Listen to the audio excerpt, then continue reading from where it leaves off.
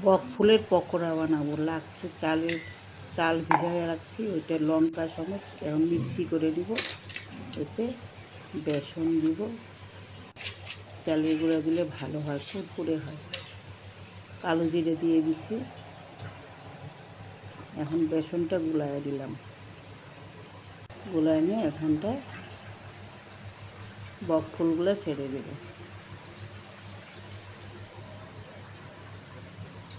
বক ফুল ভরা গরম ভাতে ভালো লাগে খাইতে।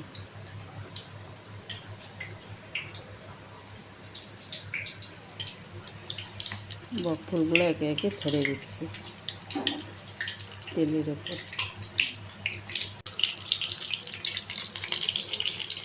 আমি এখন অল্প তিল ঢেলে দিচ্ছি, ভাজা তিল বক ফুলের পকোড়ার উপরে।